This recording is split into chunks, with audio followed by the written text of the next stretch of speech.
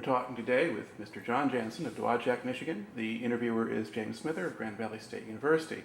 Mr. Janssen, can you start by giving us a little bit of background on yourself? Where and when were you born? I was born April 30th, 1922 in De Pere, Wisconsin. All right. And did you... When I was 6 years old, or 1928, thereabouts, my father bought a 40-acre farm in Michigan, southwestern Michigan. And we went to school, the country school there, and the city of Dowagiac, and went to Dowagiac High, and graduated in 1940. All right. Now, when you were in high school, were you paying any attention to what was going on in the world? Did you know there was a war in Europe and that kind of thing? No, I worked. Yeah. But you still but you stayed in school to finish high school, and there were That's a lot of people of your generation didn't. Yeah.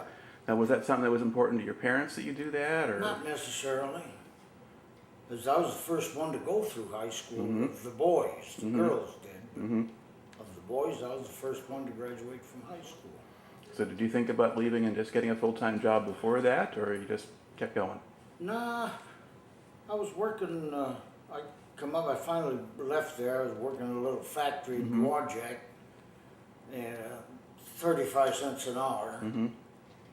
And I moved on. My brother lived up here in Kalamazoo, and I got a job at Shakespeare's and lived with them on Patterson Street. Now, what was Shakespeare's? They made fishing tackle, other stuff too. But All right. Now, when did you join the military? in 1941, October 29th, 1941, Okay, so then did you enlist then? I enlisted. All right. Me and a fellow by the name of Robinson, I can't even think, Robbie Robinson, we always called him. We joined the Marine Corps right here in Kalamazoo. All right. Now, why did you pick the Marines? Well, he wanted to join the Navy, and that was 6 years, and I didn't want to go anywhere for 6 years. So this was 2 years less. And so we did, we left. Neither one of us thought our folks had signed for us. And they did. I kind of was all right with my folks, was all right with his folks, so we were gone. Okay, so were you still 17 at that point, or Huh? were you still 17 at the time? Evidently, no, I couldn't. No, have you were been. older than that. I couldn't So have been. it But shouldn't anyway, have been an issue, but yeah.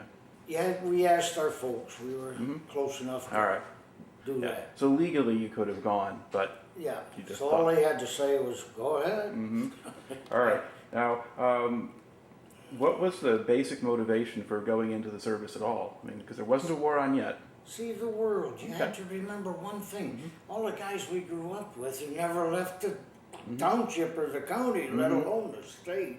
Right. You know, you were just stuck there. You were in a no-win situation. We want to see the world. Yeah. So where were you when Pearl Harbor happened? Parris Island, South Carolina. I can't tell that tonight.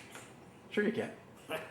Well, the whole platoon had the crabs, and we turned into sick bay. And while we were in there,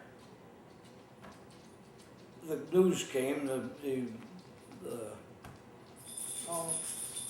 medic in there had the news on that Pearl Harbor had been attacked. And right away we figured, oh God. Went back to barracks and we went to bed that night. Everybody's talking, oh God, they'll ship us right down to Panama Canal. That's all we could think of. I don't know. All right. Now, let's back up a little bit. You join the Marines, you get your physical, whatever. They pack you off to Parris Island. That's your basic training site. Yeah. Okay. What was your How were you greeted when you got there? Oh boy. Like I'd never been greeted before in my life. Man, you never had to stand at attention, don't open your mouth, don't wiggle your ear. It was a transformation, you better believe that. How did the guys you were with respond to that? Did they take to the discipline pretty quickly? Or? They did it immediately. Oh, you're going to see the man. That's all that little Rutkowski was his name. That's all he could talk about. All right. Were your sergeants, were they World War I veterans or just No, guys? they were fairly new. They were Not much more older than than you. recruits themselves. But you had to be a type of person to be a DI. Mm-hmm. Yeah, you had a certain kind of job to do there. You better believe it. All right. In fact, so much so that when we went to the rifle round, Rutkowski told us, "I'm not going with you." He said, "One of you guys get some live ammunition and you'd shoot me." And he was right. All right. What did your basic training drill consist of? What kinds of things did you do regularly there? Oh, close order drill, a lot of it, calisthenics. Mm-hmm. Paris Island is only an island when the tide's in. Mm-hmm. And the rest of it's swamp, and he would march you off across there, it seemed like 100 miles. Mm-hmm. And then he'd say, "Well, smoking lamp is lit. I'll be at that island right over there." Mm-hmm. You head right straight there. He'd make a point, straight there. Mm-hmm.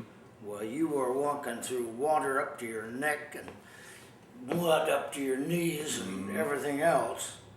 And don't you get that rifle wet.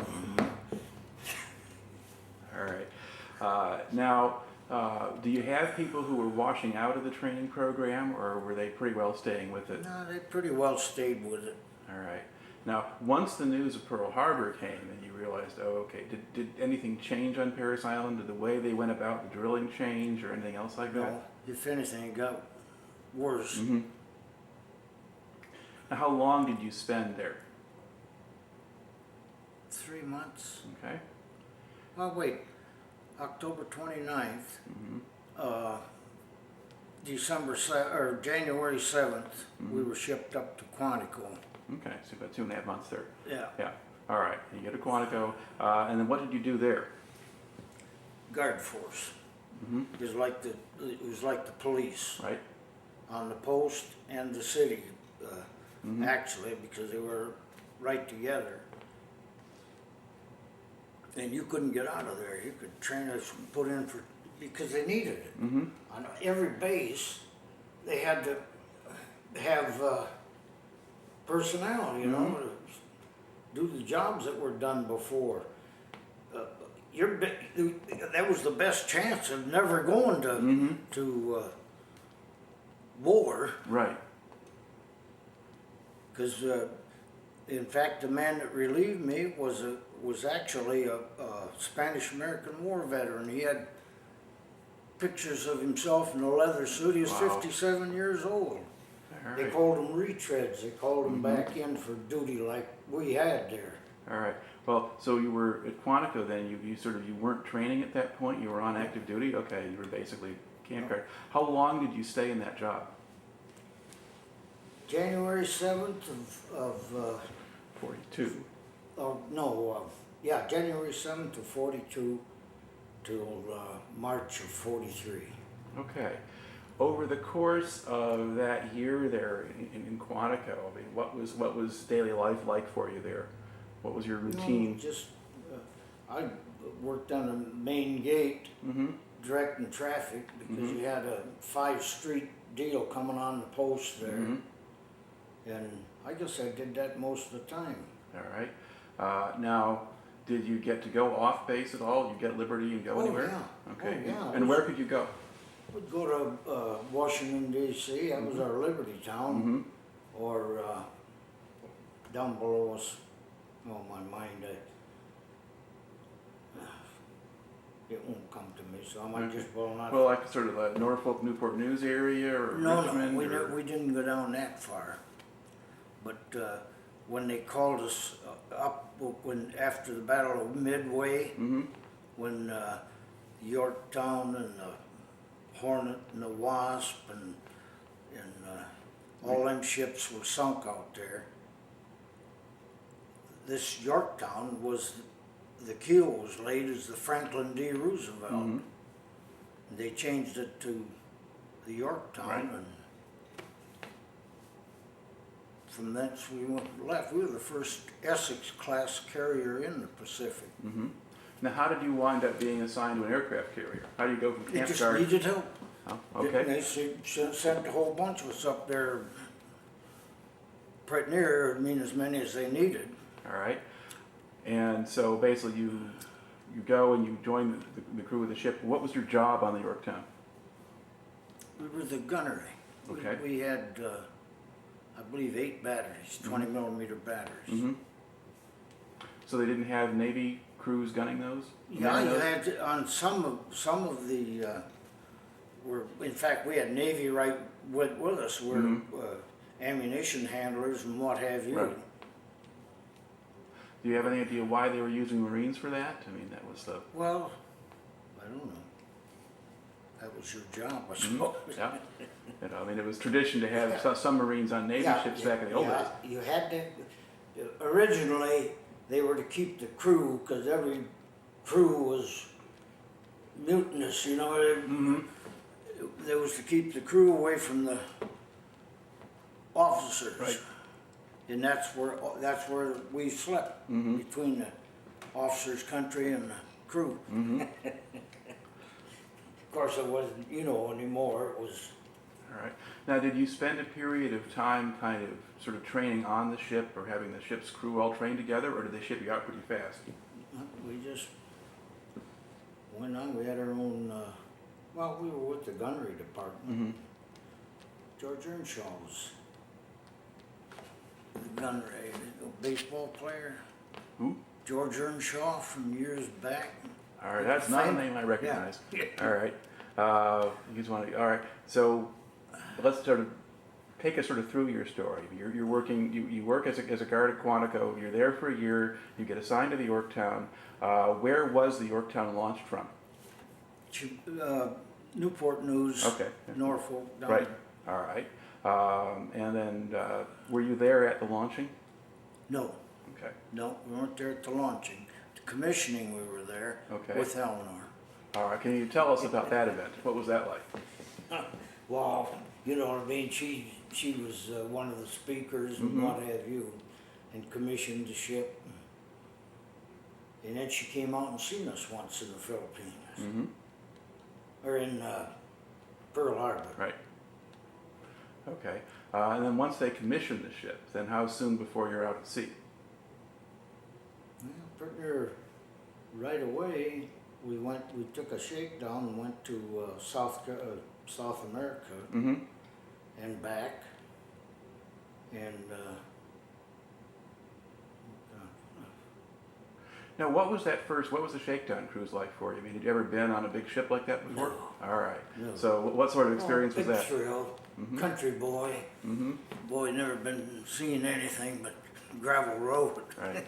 Now, on a ship that big, were a lot of people getting sick, or did most of them do okay with that? No, I never got sick in my life.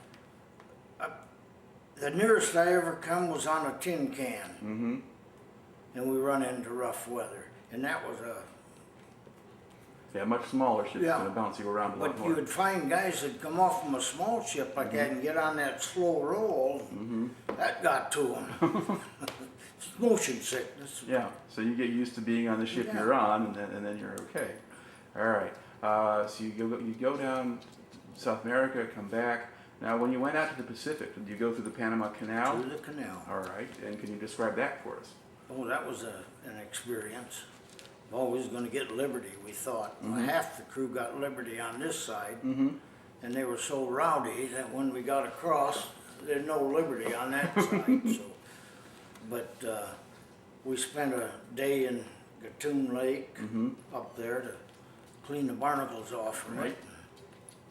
And we met the Texas. They were dragging her back. She'd been shot up in Pearl Harbor. Right. And they were dragging her back. We met her up there in the lake. And then on the other side, because we couldn't get through the canal with the 40 millimeter blisters they had on the sides of the ship, they put them on the other side. Okay. So you basically had to be in port for a little while then? Yeah. All right. Now, did you get off the ship, or were they making everyone stay on? And we didn't get on. Next time we got off was in Pearl Harbor. All right. Now, when you got out to Pearl Harbor, how long did you stay there? Took on an air group.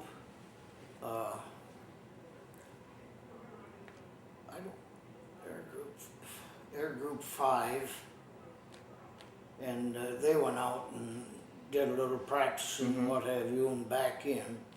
And then the first place we went was, oh boy. The name is right there. Let's see, was it Marcus Island was the first? Marcus. Yeah. Yeah. And what were you doing there? Well, just cover for Jap planes and what have you. Now, was there much fighting there, or was that Yeah, relatively? that was fairly, it was a small island and there wasn't too much to that. All right. Now, over the course of the next couple of years, the Yorktown is in a whole string of engagements, Yeah. attacks on Japanese islands, supporting invasions, and that kind of thing. So a lot of different places that you get to. Which of those do you think was maybe the most difficult or dangerous of the missions that you were on? Oh, we got hit. The Franklin got sunk. The Wasp, the Hornet, the 34 carriers went down there. No, they didn't go down. They were hit. They were hit, yeah. The old ones went down at Midway. But the new Wasp, the Hornet, got hit. We had a small hit in the side. Oh my God, and I can't tell you what I got the book and I studied it even. I couldn't. Right. Well, describe what it's like to be Marine gunner on a carrier when the kamikazes were attacking and so forth. I mean, what was it that you were doing? What could you see? Just shooting. You got to remember, you swung to port, because that's where we had the most firepower. You swung to port, and we had 12 5-inch, and they were radar Radar guided, yeah. radar guided, and a proximity fuse. If that 75-pound projectile got within 50 feet of the plane, he was done. He was gone. And they could reach out there, I don't know how many miles. Then the 40s came in at about 8,000 feet. And when they got to you, and the aircraft carriers were the target, they'd jump over ships to get to the carrier. Well, when they got there, we had a 75 20s we could fire to port, 480 rounds a minute. It was a cone of fire. Eventually, they walked into lead. Right. So the 20 millimeter it's an automatic. And how many rounds would you be shooting? 480 rounds a minute. Out of each barrel? Huh? You had 2 barrels. Okay. And they had a guy with asbestos Right. gloves. Yeah. So it's like having a couple of really big machine guns. You ain't kidding. All right. Did it fire bullets or small shells or? Well, it was we loaded the magazines, and you loaded incendiary. Oh God, my mind. What do you call bullets you can see? Tracers. Tracer and armor piercing. Armor piercing, incendiary, and tracer. That's how they were. All right. So And they had what we called an automatic sight on it, but it was worthless. All it did was hindered your vision. In fact, you watched for the tracers more than anything.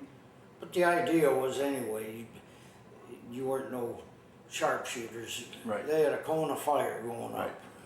Now, when you're shooting like that, do you have any idea if a plane gets hit? Do you have any idea who hit them, or is it just they just go into that wall? Well, same difference, you know. You had so many guns fired.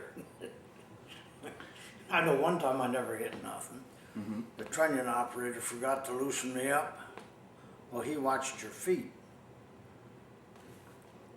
And he just kept cranking, and I was just hanging in the gun, the barrel right straight out in front of me. I'll never forget that. All right. How well do the crews perform when they're being attacked? I mean, did everybody kind of know their job and just go and do it? Aside from that, one occasion. Oh yeah, you'd be surprised. You couldn't even believe it. Something would happen like that. And the loader would change maybe 8 times. That, and it was a heavy one. 60 rounds of 20 millimeter ammunition was heavy. He'd change that thing 6, 7 times while they were coming in. Well, 480 rounds a minute, he'd have to be. Right. Right. Now, when those sorts of attacks went on, about how long did that kind of thing go on? Would it just be over in a few minutes? Usually it was and gone. Just kind Yet our fighters were out there to begin with. They stopped everything they could. And then we got what was left over. And that was crazy, that Baka bomb. Japan had, just flying bombs, what it was. And Right. Kamikaze took her down, and he had 3 minutes of ammunition.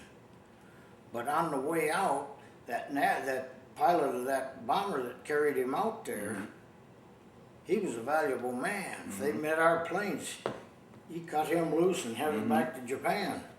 He was too valuable to monkey around, so that guy could fly around for about 3 minutes of rocket fuel he had. And forget. All right. So yeah, we'll describe a little bit the kinds of things they were using then. So they had sort of piloted bombs essentially that were dropped from regular bombers. That's what you're describing there. All right.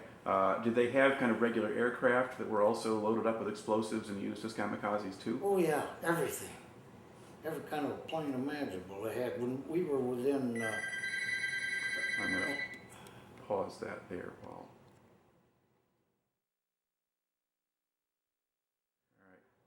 All right. In fact, when we went to Japan, we took over Yokosuka there. It's where they made that Baka bomb. So did you see the pieces of the bombs and stuff and all the? We'd go in, the factory was right in the mountain. There's tunnels. Right. Lathes. You couldn't imagine it. It was built, there was no factory there, it was just that mountain. Right.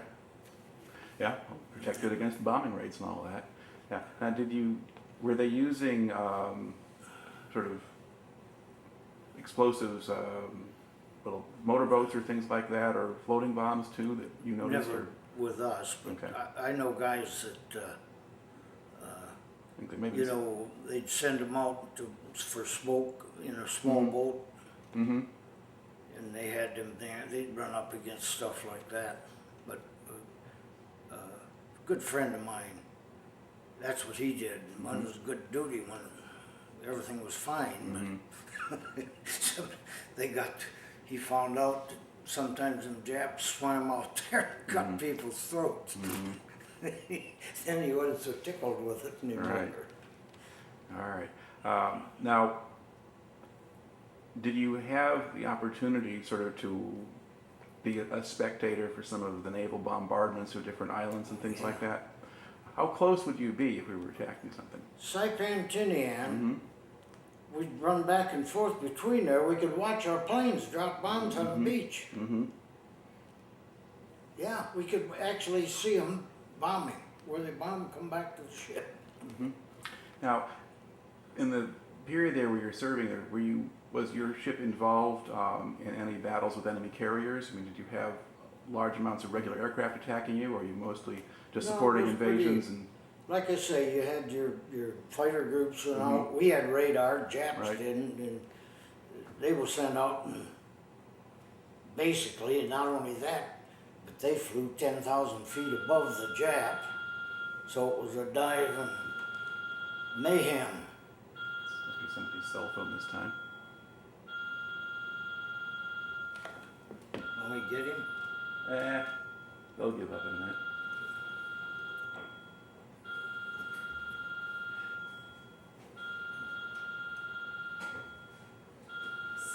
You know what that is? Oh, they gave up.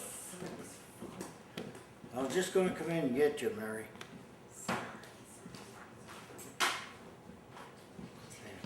All right. Get out of here. All right. Okay, so you basically you spend better part of 2 years at sea, doing this fairly regularly. What was life on the ship like in between those fights? Oh, boring. So boring. Did you at least get to be on deck pretty regularly since you were a Well, gunner? we had regular watches. Mhm. I was a sergeant, and I think it was about every third day, and you'd put your guys on. Mhm. I don't know, it was real boring. Yeah. Shipboard life is Yeah. What could you do to kill time, especially when you were off duty? read. I was on the boxing team.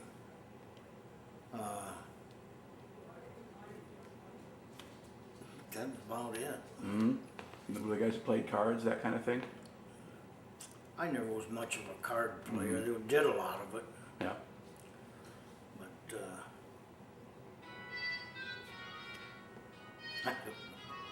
All sorts of things going off in this place. what? I don't know what that is. I don't know.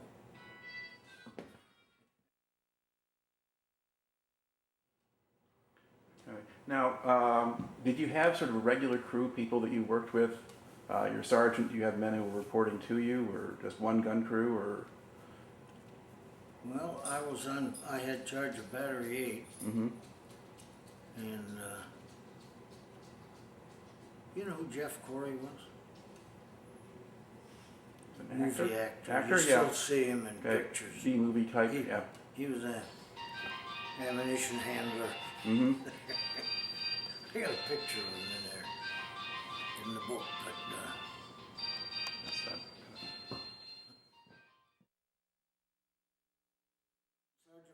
Sergeant Weber had Battery 1, Mm-hmm. Hall had Battery 6 or 7, Luna had Battery 4, and our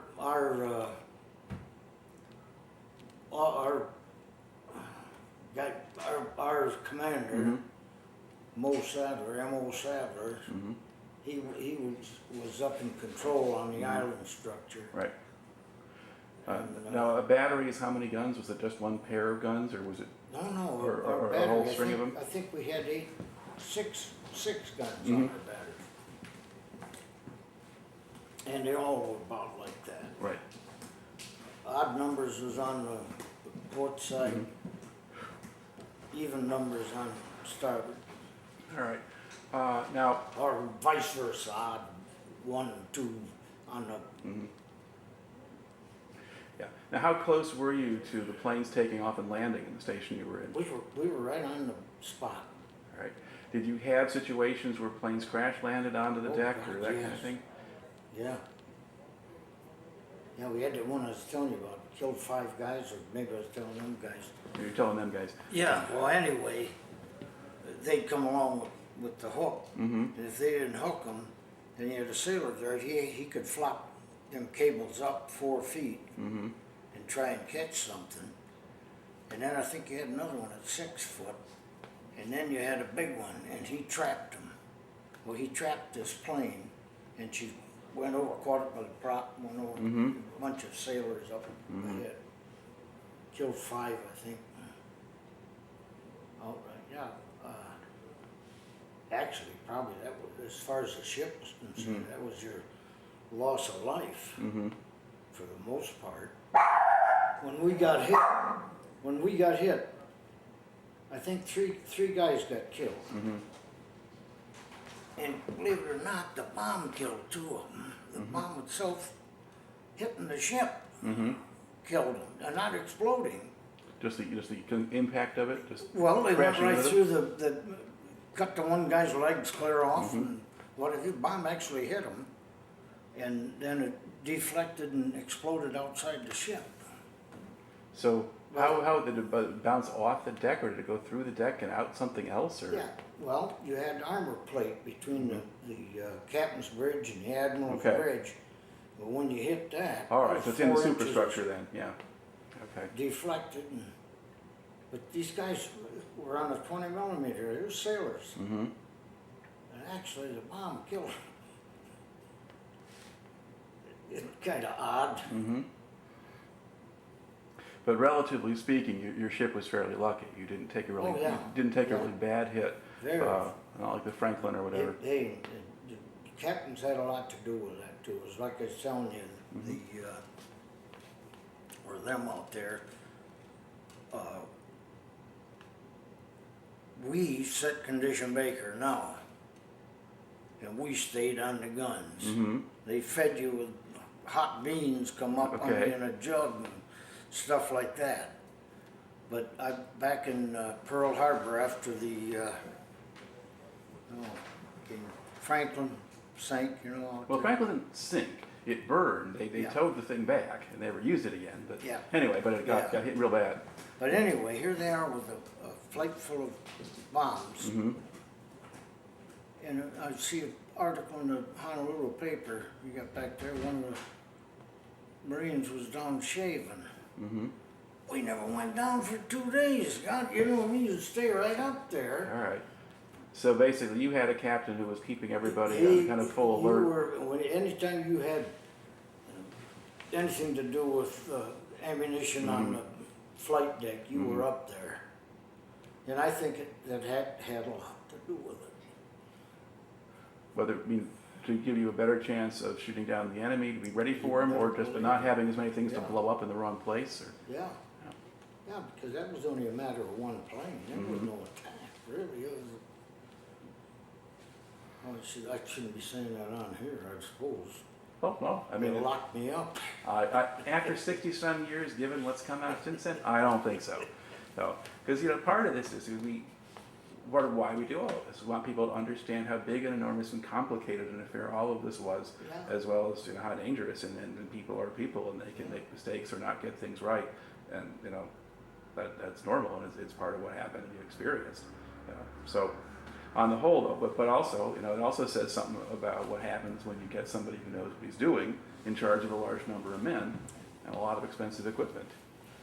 You know, them Japs come in low on the water. Mm-hmm. Plane jumps up over the San Francisco. We're shooting. We wiped out a 40 millimeter mount on the San Francisco. And that stuff just happened. Yeah. But it was when you get into port and run into them guys, and guys get you drinking, Yeah. Yeah. Well, it's got to be pretty crazy with all the guns going off at the same time, yeah. everyone trying to shoot down everything. A certain amount of that kind of thing is going to happen out of there. All right. Now, as you're traveling around various parts of the South and Central Pacific, did you get much of a chance to go ashore any place on any of the islands or bases? We went ashore in Mogmog and Kwajalein and down New Hebrides, Mm-hmm. the Philippine Islands. Wherever you could Yeah. go in and anchor or tie up, we got ashore. All right. And what would you do when you got ashore? Drink. Yeah. Of course, you couldn't down there. There wasn't. We took our own beer ashore with us. Right. Were some places better to stop than others? And do you remember any particular places more than the others? Down in New Hebrides, and that was kind of nice. You had a lot of people that years before, old sailors and what Right. have you, had stayed there, and it was interesting. What was sort of a big base and one that was well established and Well, it wasn't they were there was one guy I knew there. We got to know him going on the beach, and he was making himself a boat. And he made the whole thing. He was going back to France. He hadn't been there for 20 years. He was going back to France. It's interesting stuff like that. yeah. Right. Did you get a chance to do things like go to USO shows or anything like that? Oh yeah, Ray Milan. Hey, we seen them all. Bing Crosby. They all come out there. Yeah. Okay. And did they ever go onto the ships, or did you No, just see them they'd on have land? on the beach, and we'd go ashore and see them.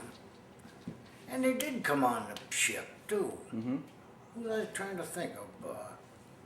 I think what's his name with the guy, Jack Benny? Jack Benny in Rochester. Yeah, we seen him.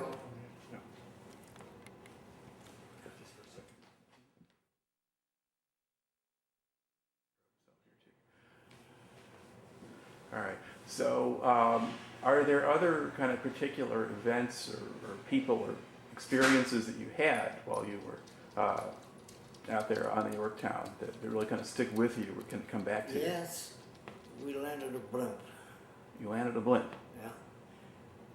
Yeah. We came back and got that hole patched up in the side in 1944.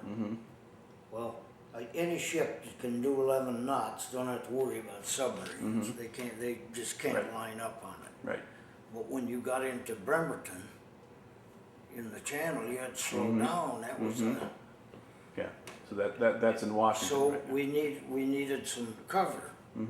So the day before, this blimp flew out, and that crew come down. We anchored them on one of our antenna masts. They come down and went to movie that night. It was interesting. I got a picture of it in there. But then in the morning, he took off and flew cover for us, watched for submarines. All right. When you were slowed clear down. Now, as far as you know, I mean, were there actually Japanese submarines working off the U.S. coastline at that sure point? of it, yeah. Yeah, in Pearl Harbor, we used to do that rather than go on Liberty, because whenever you was in there, where the whole fleet was in, it just solid white, you couldn't go nowhere. So you go over on the beach and get drunk, or we'd go over to Fort Island and fly out. They had sub-hops. And fly out and look for torpedoes around the torpedo net out there. And then we could sell the chip. You'd fly for 4 hours and come back. We didn't draw no flight pay, but there was guys on the ship that could draw it if they flew 4 hours a month. Right. Yeah. So it worked out good. Well, how did you wind up being able to go on those flights in the first place? Did they just need volunteers? All you had to do was go out to the field. They were looking for somebody all the time. Okay. Sometimes they'd have a full crew. Sometimes all they'd have would be the pilot and the radio man. They needed gunners. Was that it? Or? Oh yeah, Yeah. You had your turret gunner on the TBMs, and we'd man the 30 caliber in the tail. Now, did you ever see anything? Oh yeah, but it was Americans. It's the only time we ever seen anything. Me and this buddy of mine used to go over there all the time. And them sailors would get back on the ship, they were looking for you. We wouldn't put our name on it. The pilot just signed the chip. You could sell it come payday. Pretty good deal. All right. Now, let's see. Now, did your ship? Did you get to Okinawa? Were you part of that campaign? Yeah. All right. Was that an area where you had a lot of trouble with kamikazes and that kind of thing? Yeah. Anytime you got within, like I say, 50 miles or so of something big like that, they'd send out everything. Right, because they'd have suicide boats and planes and things based on those places, and they could launch them out from there at you. Now, how much did you see in terms of other ships getting hit and that sort of thing? Because your ship got hit once and not too bad. Did you see much else? Seen the Bunker Hill, I've seen the Wasp, Franklin.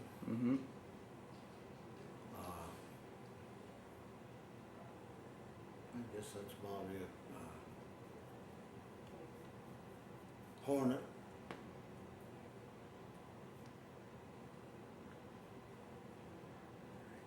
All right. Now, as you get down sort of toward the end of the war, let's see, were you kind of gearing up for the invasion of Japan? Did you figure you were going to go off and do that next? Or? Yeah, that's what we figured. All right. And then, do you remember hearing about the atomic bomb being dropped? The atomic bomb? Hiroshima? Yeah. Did you hear it? Did they? We didn't know, we didn't hear it, but we got it out over the radio. God, I'll never forget. It was just, well, this is it, probably, you know. So you had the idea that this might be big enough to end the war, or Yeah, 'cause I think just a matter of days, and they brought some cargo, or not cargo ships, but old passenger ships in, and they took the Marines off all the ships, and we landed in Japan to make sure that the plane, while they flew over, and the planes had to have their props off, painted white. Then we went in and took over the arsenal at Yokosuka. That's where they made tobacco bomb. right. Now, so you're part of the group that's doing that. Now, did you go in before or after the surrender was signed? No, before, a week before. Okay. We were in there when they come in, and then the ship came in after that. And them guys got liberty and everything else. And we took over Yokosuka. We took the arms away from the cops and everything else. Them poor devils come around. We give them back to them a few days later. Yeah, they were in trouble. Right. What was it like when you first went into Japan? I mean, what did that feel like, or what happened? Oh my God, the first morning, we went in there in the evening.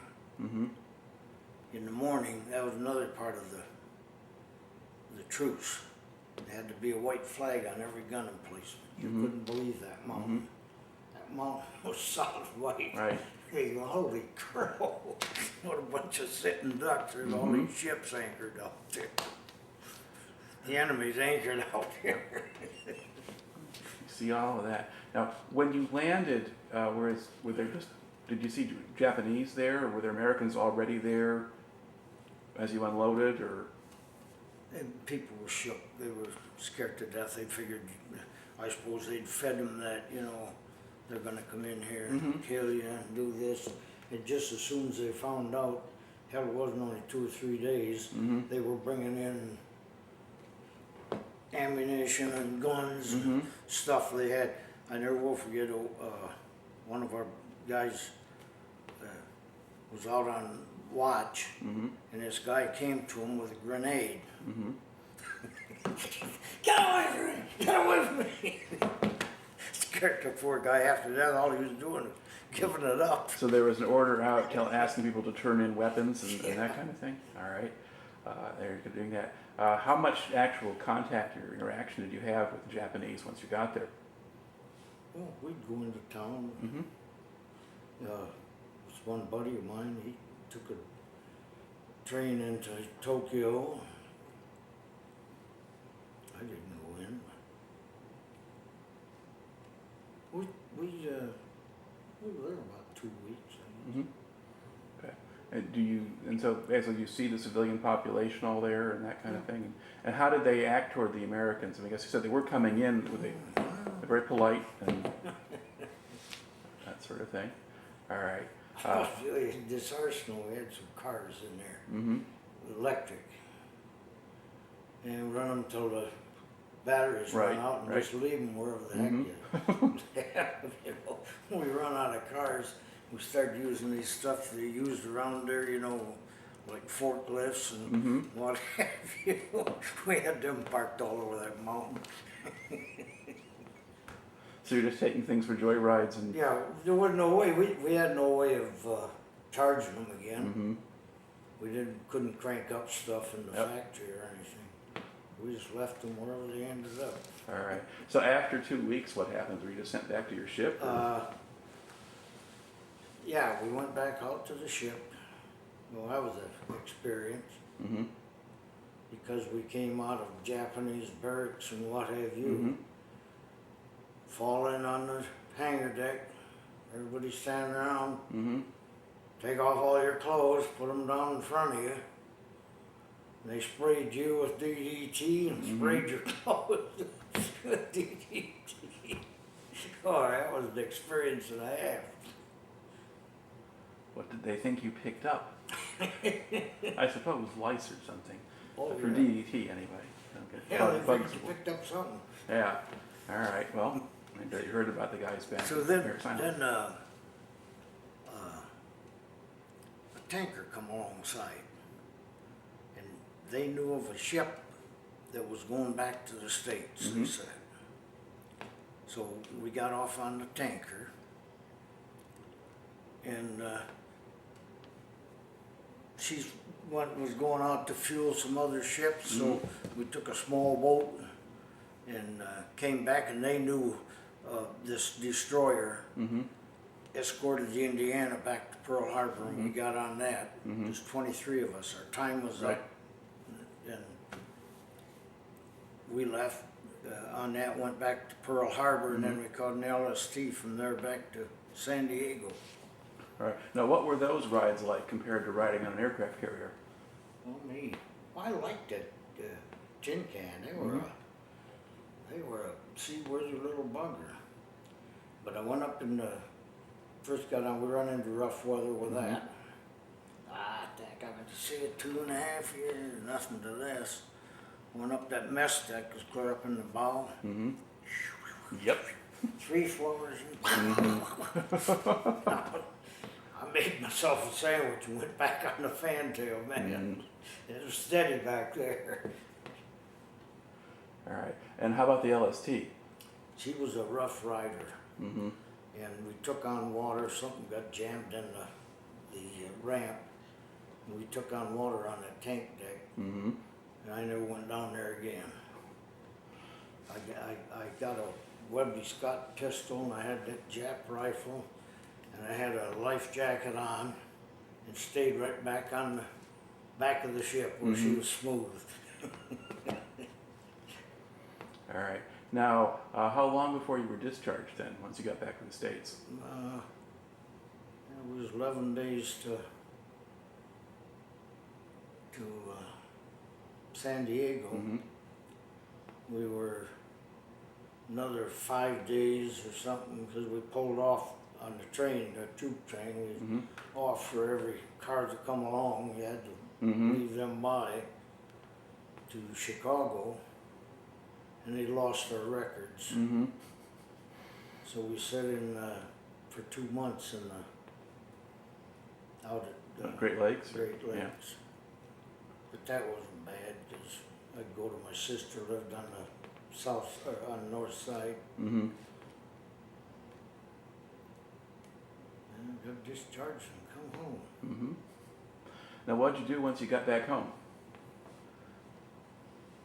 Went to work, A&P, $35 a week, 48 hours. And how long did you stay with that? Not very long. I bought a dump truck. And believe this or not, I went to work for the Hess company. $3 an hour. And I bought my own fuel, took care of the truck.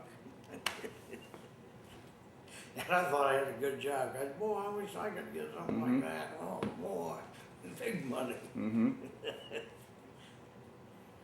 then did you stay with that for a while, or did you go on to other kinds of work? I left there and I went to Gorlick's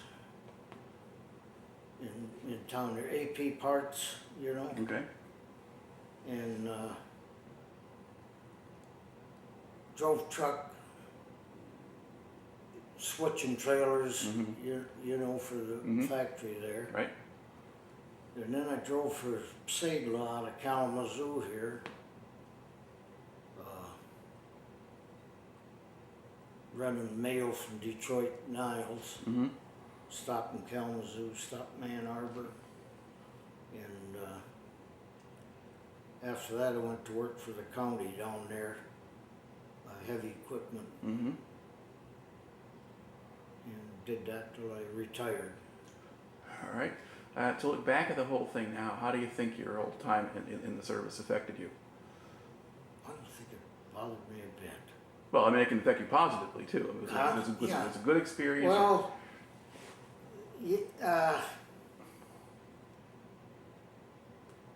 not all I could think of was get home and because, you know, when you're that young, you've missed all the stuff your kids are going. Of course, you didn't miss much. We didn't have no Happy Wheat or anything like that. We had booze. But you got to see some parts of the world you wouldn't have seen before, and a lot of kinds of things you wouldn't have That was done. my thing. Because I knew so many guys when we was younger hell, they never left the township, let alone if they got to South Bend, they thought they would really something. Right. You left the state even, good Yeah. Lord. You'd been all the way to Japan back. And we did that. South America, through the Panama Canal. Mm-hmm. Up, what's the northerly island in Japan there? That's Hokkaido. Yeah. In the China Sea. Mm-hmm. Listened to Tokyo Rose. Mm-hmm. And they're entering I heard her the night we went in there. She spoke, they're entering the dragon's mouth. They'll never return, trying to. She didn't quite get that one right. What did guys think about that? I mean, they're listening to it. They just think it was funny, or was it a little bit creepy that you knew where you were? A little creepy. And she was a captive, wasn't she? Seemed like I read it. That she was. Well, there were several. There Stuck with the were job. several of them, and they were basically American women or whatever who were just kind of stuck in Japan when the war started, and so that's kind of what they did. Yeah. All right. Did you come out of that with friends or people you kept track of for a long time? Yeah. Oh yeah. In fact, we go down to the ship. Well, I think there was about 25 of us. Be down there every year in Charleston. And now, the last time we went, there was 5. And I didn't go last year, and there was only 2 there. They're dying off. Oh yeah. Hell, everybody's pretty near 90 years old. It's time. It happens. Yeah. Time to go. Yeah. All right. Anything else you want to put here on the record before we close this one out? Did I tell you about that blimp? I did. The blimp we got. Yeah, I got to show you that picture. All right. Okay. Well, thanks for coming in and Yeah. taking time to talk to me. All right.